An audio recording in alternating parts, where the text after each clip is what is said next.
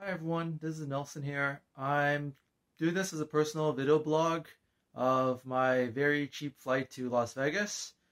I know there are a lot of other blogs out there describing about how you can use points to get really cheap flights, but this time I'm going to do it the old-fashioned way, not through a lot of points, but by skimping on pretty much every luxury that there is. So I'll be going from New York to Las Vegas starting tomorrow morning. It'll be a one-day trip, going in the morning, come back late at night. I think I have around 10 hours of time on the ground in Las Vegas. And it's through Spirit Airlines, which I know is like probably one of the airlines with one of the most controversial reviews out there. But I decided to try it out because, hey, what's the American way if you don't try at least one bad airline, right? So I'm going to use this to document my experiences and also the tips and tricks I use to keep this trip as cheap as possible from, I guess, door to door, so to speak. Starting tomorrow morning, I'll be heading out probably around 5:30 if I wake up in time to LaGuardia Airport. And hope you enjoy my trip, watching my trip as much as I enjoy taking the trip. Hey, so one of the first steps of keeping these fees low is by, well, it first starts when you get to the airport. And instead of taking taxis or cabs or even an Uber, which I think is infinitely better than cabs, the cheapest way to get to the airport, in New York at least, to LaGuardia, is by the good old friendly public transit.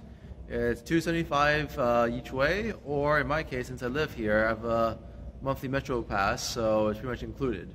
The incremental cost of taking this is pretty much zero, both to the airport and eventually back home. It takes about an hour from where I live downtown to LaGuardia Airport. So I just wake up a little bit early and I take the opportunity to kind of sleep on the train. The downside of this is that it takes a little bit longer than, say, taking an Uber, but at the same time, if there is a lot of traffic, taking the subway is actually faster because you get to avoid all that traffic in exchange for extra stops. Next stop, airport.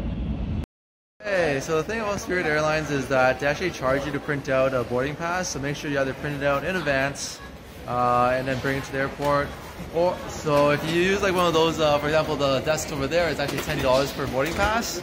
But if you use these machines here, it's actually completely free. So although I printed mine out in advance, it looks like I guess a regular computer printout, kind of like this. But I figured I'd use the machines here to get a, I guess, normal quote-unquote boarding pass. And also because on the way back I don't have a printer. Well, I think I might have a printer in the lounge, but having this is a bit of a benefit as well. That way it prints out and I get to hold on to it, make sure it scans properly. Just make sure you get to the airport a little bit early. Alright, success. So instead of this large I guess boarding pass that I printed out from home, I have this like little small one that's like normal airport boarding passes. Just make sure you use the machines, not the staff, because the staff will charge you $10. And I think this is mostly a Spirit Airlines thing. For other airlines, you can just go to the front if you really want to print it out, and the front desk people will help you for free. But make sure you read the terms and conditions. The second thing you need to be aware of is that baggage. Some different airlines have different baggage requirements, and next I'm going to show like what kind of bags you need, and every airline is different, so make sure you check online for the specific requirements, and that way you can avoid baggage fees. Okay. So I'm currently in the Air Canada Maple Leaf Lounge at LaGuardia Airport, and the reason I got in was because one of my credit cards, the Chase Sapphire Reserve, which is quite a good card to get actually, includes a Party Pass Select membership. What this means is that I can access a lot of different lounges across the world pretty much for free, and I can bring one guest as well. So if any of you like to travel and want to travel together, we can go to lounges together as well. I have the card for a year, so let me know next year. But yeah, so this lounge during breakfast doesn't have a lot. During the day, there's like I guess an open bar, and sometimes there's occasionally food. But for now, it's just mostly just oatmeal, a bit of yogurt and fruit and egg, and a bit of small muffins. But hey, if it's free, right? I guess next stop will be the luggage area. Alright, so the reason I mentioned the luggage sizes before is because that Spirit Airlines has different luggage sizes than other airlines. So make sure whichever airline you're flying, always look online and make sure that your luggage does fit the free luggage requirements for carry-on or whatever else. In this case, there's this like little luggage sizer thingamajiggy, and my bag, as you can see, is extra small because my laptop bag is about 1 inch over the requirements, so I brought a much smaller bag. All I have to do is just gonna fit it in to see if it fits in, and if it fits in, then it's free. So free is a good thing. So no baggies for this trip, thankfully. And next I'll see you at the connecting locations spot. Hey, so currently on the plane, and it's not as crowded as Will said it would be. It's actually quite a lot of leg room, as you can see from here. I'm putting my bag underneath the chair. It fits pretty well, but overall I think I'm just going to sleep through the whole flight. As you can see, there's no entertainment system or anything else, which doesn't really matter to me anyways, because for me it's getting from point A to point B, and I like sleeping. Plus I'm super tired because I only slept from I think like 2 a.m. till 5 a.m. so this will be a good time to sleep on both legs of my segment. Next update will probably be when I get to either destination or when I get back into the airport. So yeah, hope you enjoyed watching this video, and I'll keep on posting updates. Alright, so I've landed in Las Vegas, and I haven't gotten out of the airport yet. I figured I'd grab some lunch at the lounge. This lounge is in Terminal 1, and it's actually quite small, so I guess the only thing that I'm having for lunch right now is cup noodles and booze. But as mentioned earlier about the luggage, actually when I was deplaning, I saw a girl that was trying to get onto another Spirit Airlines flight, and they were told that her bag was too big and she was to be charged $100 for it, and I think she was almost in tears. So avoid yourself the hassle. Make sure you know like what the requirements are. Sometimes airlines are a little bit more lenient on things that are oversized or overweight, but some airlines are not. So the best way to prepare yourself is to make sure that all your baggage is within the limits, and that way there's no, I guess, hard feelings on either side, and you'll get charged for more than what you were expecting.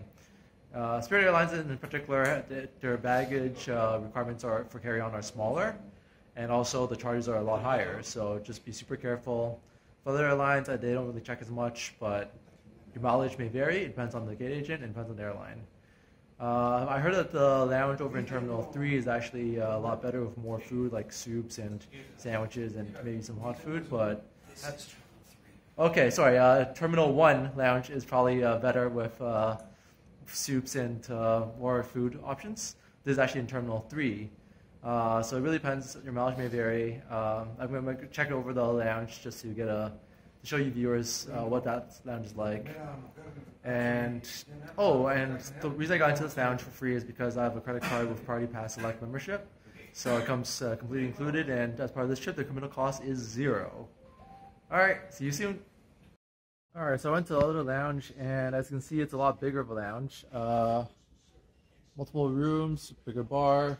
In terms of food, there's not really like a full lunch meal. It's more of just sandwiches and additional of soup. But hey, it's better than the other lounge, so I might come here for dinner. Or I might just get something in Las Vegas, depending on, I guess, how much I want to stretch my budget. If I eat here, it's completely free and unlimited. If I eat in I guess, around the casino area, it'll be probably pretty costly, but I'll Google to see what's worth it and what's not. If I guess, was pressed for budget, I could always eat here. It's unlimited drinks, unlimited food. So it can be a good time as well, but it depends. It's all for the experience, right? So yeah, I'll check in again once I'm out on the strip. Hey, so I finally arrived at the Las Vegas strip area. So it's like essentially just a row of hotels and casinos and other tourist attractions. I'm personally not really a fan of tourist attractions, so to me this feels very, very touristy, and I think everyone here are tourists. But that being said, since I'm here, I might as well enjoy it. I'm going to explore the strip, walking pretty much from this is the south side of the strip, starting at the MGM Grand. I'm going to walk north up until this buffet place that's supposed to be like really cheap buffets. Because I think that's what Las Vegas is known for. Like, it's known for three things. One is casinos. Two is parties and random encounters that you're not supposed to tell anyone outside of Las Vegas about. And thirdly would be the buffets. So since I don't gamble, I'm not here for number one. I prefer, I guess, long-term connection over short-term encounters, so I'm not here for number two either. So therefore, that leaves number three, buffets and enjoying the warm weather. I'll be walking northbound along the Las Vegas Strip until I find a really good buffet. I think I'm going to check out one that I saw online at Yelp called the Palace Station buffet area. I think it's like a really cheap buffet. It should be mediocre quality, but that being said, it's super cheap. So since it's a cheap video vlog, might as well do it. Enjoy, and next update soon.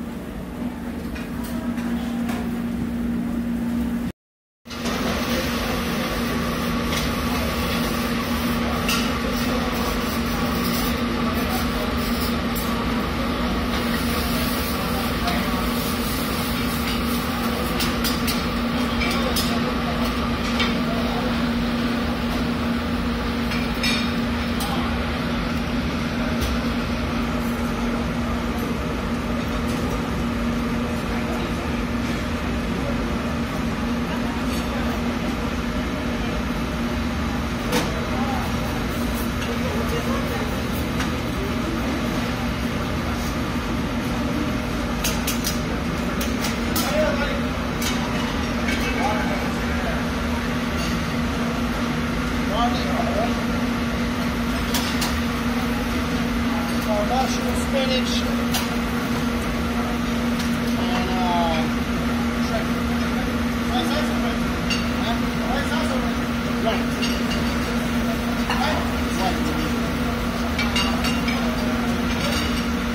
You have an angel hair? Oh, that's really angel hair? Yeah? Angel hair. You don't have angel hair? Oh, that's spaghetti. Okay, spaghetti. For two.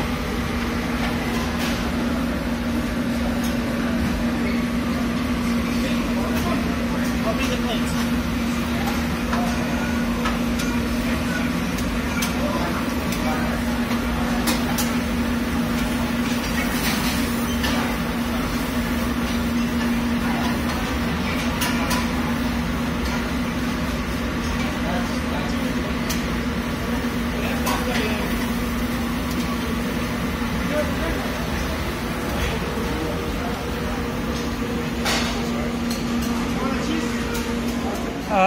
No cheese. Alright, thank you. So that was my, that was a bit of the show of the buffet. I'm at a place called Station Palace. It's at a casino slash resort in Las Vegas. And that was a bit of a tour of both, I guess, the overall buffet and also the way they cook my food. This is actually my second and third plates. As you can see here, it's like pasta that was made depending on the ingredients that you want, and also steak that's grilled to whether you want well done or not. And then in terms of, I guess, the pricing, that's actually the best part. It's under $10 before tips, after tax. So it's pretty much the best deal you can get in a touristy area such as Las Vegas. Probably one of the best deals anywhere, actually, but especially in the touristy area, $10 for an all-you-can-eat meal is amazing. I'll close another update after I finish eating, and hopefully there'll be many, many plates. Hey, so I'm back from my trip, and honestly, it was super tiring. The total cost for the full one-day trip, including local transportation in New York, local transportation in Las Vegas, plus meals for the day, and round-trip tickets, was about $100. $105 to be exact. So was it really cheap? Was it interesting experience? Definitely. Will this be something I want to do again? Probably not, because I guess 4 flights in a day is pretty tiring. that being said, since I don't gamble, and Las Vegas is something that I'll probably recommend I see at least once, I don't regret it at all because I've seen Las Vegas, and I guess one day for Las Vegas is enough for me. I wouldn't want to spend more time there even if I had the chance. Just because I don't gamble and it's not really my type of scene. If it was, I guess, exploring mountains in South America or going to Asia, then that's something that I definitely want more time on. So I guess the overall I'm trying to say is it was a great experience. Hope you enjoyed watching the video on tips of how to, I guess, travel for cheap. Subscribe to my channel and hope to see you soon for future adventures. Take care, and oh, if anyone wants to travel together, let me know as well. I'm currently based in New York.